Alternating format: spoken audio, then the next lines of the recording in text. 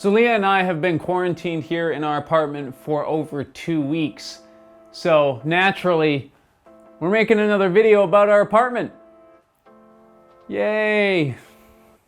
Hey team, welcome back to another Levi Save the World Hildebrand episode, the channel where we prove that you don't need to be a hero to save the planet.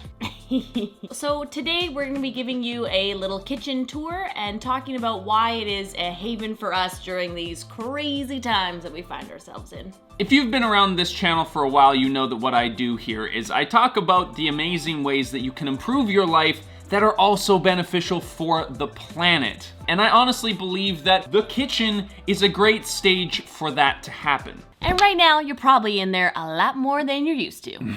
So we're going to get into the kitchen tour here in just a moment, but first we want to explain how we got to this point where the kitchen is a place where we feel a lot of creativity, a lot of self-expression, and a little reprieve from the anxieties of everyday life, particularly when we are with each other. All the time. Every day. I love you. If you want to skip straight to that kitchen tour, there is a timestamp down below for that. So Levi and I's relationship moved pretty quickly. After only meeting each other a few times, we moved in with Levi's buddy John. Levi accompanied me to my sister's wedding, and then we spent 6 months traveling through India and Southeast Asia. Those were the days, eh? Yeah, that was all within the first year of being together. In that same year, we changed cities, we changed schools, and I started making videos.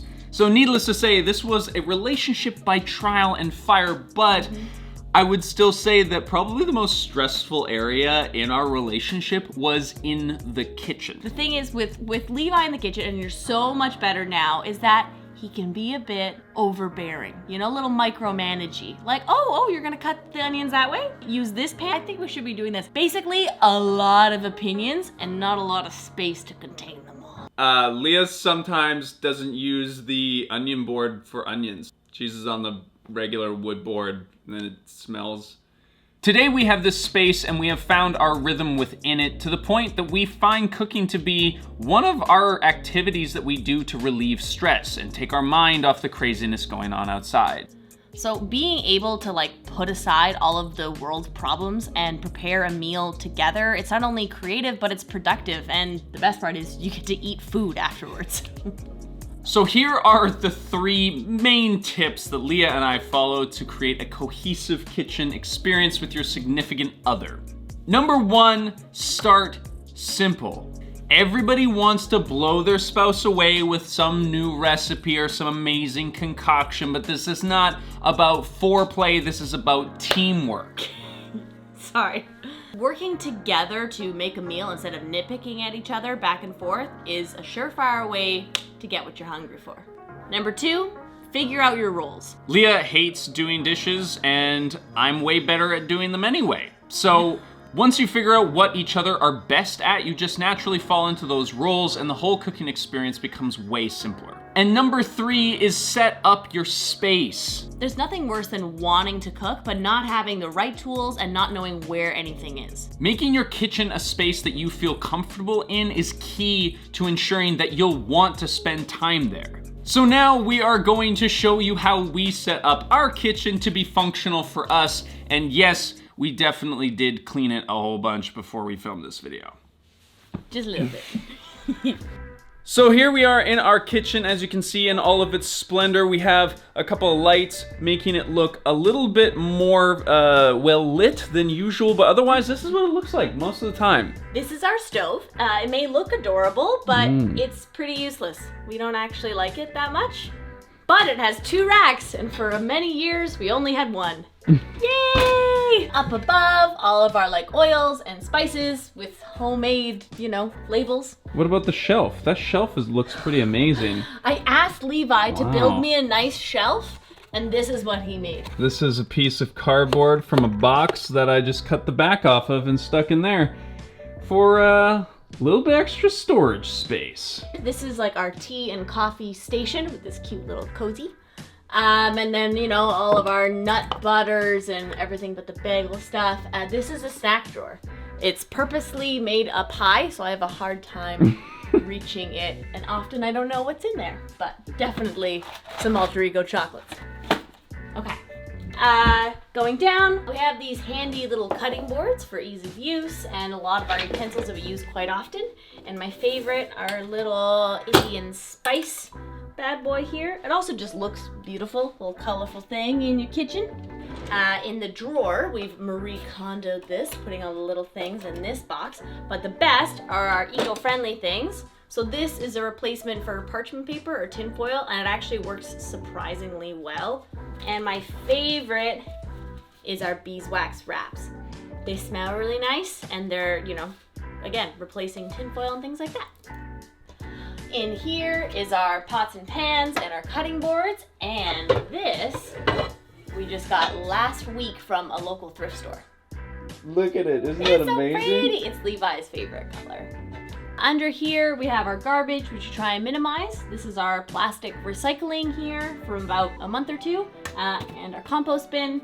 We have a couple of plastic bags at the back that we use if we're gonna freeze something or put it in the fridge to keep things fresh. And up here is the sink, but this is Levi's domain, and I'm sure he has something he wants to tell you about. No, I mean, really? I mean... You want me to take this? Yeah, sure. All right, give me this. Yeah, I mean, I might have a few things that I want to say about it, but yeah, I have a bit of time. Why not? Hey team, welcome back to another Levi Save the Dishes Hilda brand. Back again with another pile of dishes to do. Let's hop into it. Number 1, always pre-wash your dishes to ensure clean washing water. Number 2, only draw a little bit of water into the bottom of your sink because we're saving water, folks. Number 3, start with cleaner items like glassware and drinking vessels. Number 4, once your rack is full, you can start doing the cutlery. Don't want to get all topsy-turvy now, do we? And number 5, if your dish rack is full, you can always perform the drip and flip. This is our liquor cabinet. It's a bit more stocked than usual, but you know, pandemic times, what you gonna do? This is where we keep all of our cups and things. We use mason jars to drink out of because, you know, we're so hip and cool. But also you can, you know, put a lid on it and use it for other things. My favorite is all of our lovely pottery. If you had seen my Instagram story a few weeks ago, I talked about some of these different mugs. All of the pottery is made here in BC. An extra special are tea mugs, which Levi's mom made for us. As you're about to see, we have quite a lot of pottery because I love it. It's also a way to support local artists, and that's how I justify getting more pottery. Do you like that transition? Huh? In here, we have our Tupperware and even more mason jars with lids. We use a lot of mason jars. And of course, our clean canteens. Obviously, the purple one is Levi's and the blue one is mine. Bowls and plates, you see my pottery addiction. And then we have our fruits and veg and our toaster. This is our cutlery drawer. Oh dear God. Camera and me, yeah, tiny so- kitchen. Look, this cupboard. Mainly more bowls and things. More pottery. And our growlers and miscellaneous baking things. And this is the fridge, but Levi, you're the vlogger, so it's your turn. Should we talk about these? No, just keep going. So inside of our fridge is always changing by the season, but for the most part, we try to keep it local whenever possible. Maybe we'll get into an episode of food if that's something that you're interested in. We also have a whole video about what we eat in a day. If you're interested in that, it will be linked down in the description. Some highlights from the fridge this week. We have local eggs. This is the only way that we like to eat our eggs. Randomly sized and multicolored. Locally made kimchi from down the road, and it's real fiery. Some homemade beet hummus that we have going on. Onion in an onion container. Hard pressed tofu made down the street. Somehow we found maple syrup zero waste at our local zero waste grocery store. We always have a couple of beer glasses in here chilling for happy hour. Alter Eco chocolate. We always make sure to do a U-pick for some berries during the summertime. We have blueberries in here and blackberries, but sometimes we have raspberries in here too. And always have a backup store of pierogies on hand. Pro tip for the apocalypse. We definitely should have eaten before we did this.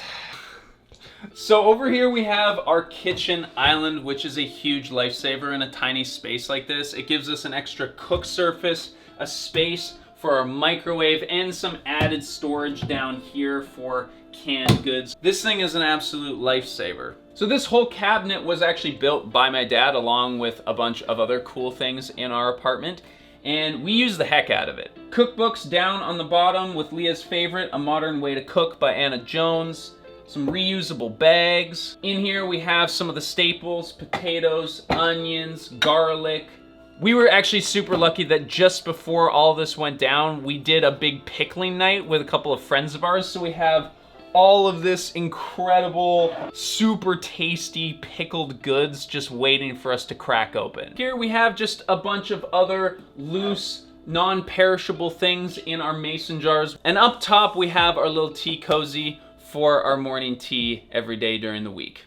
We should get off the floor, I think. Here, give me a hand. So more than ever, I think that this whole pandemic situation has reinforced the importance of being able to prepare your own food in your own house. But Leah and I have had to make accommodations in how we do things. We wash and sanitize all of our groceries before we put them away, and we try our best to not order food from takeout just because we don't know how it's been prepared. I made a video about eating Uber Eats for every single meal for 2 weeks, and it really showed the incredible impact of eating delivery food, but also highlighted the benefits of cooking at home. If you're interested in that video, it is linked down in the description. For us, we already cook most of our meals at home, but we're also trying to support our local businesses. So if you want to order takeout or you can afford to order takeout, you can do that, but just be conscious about who you're supporting and what kind of packaging is it going to come in. I know a lot of you are probably stressed out about whether or not you even have enough food to eat, and in a lot of places, food security isn't actually that big of an issue. Our supply chains have a lot of food in them. It's just those distribution lines that have made the shelves a little emptier than normal. Right now it's about doing our part. So like Levi said, buying the food that you know that you're actually gonna eat and you're actually gonna use up. You know, instead of buying 5 cucumbers, buy 2. If you end up buying all these things, it becomes less accessible for people who can't afford to hoard food. And then get creative with what you have in the fridge. Like, don't be throwing a whole bunch of things out just because you bought 5 cucumbers instead of 2.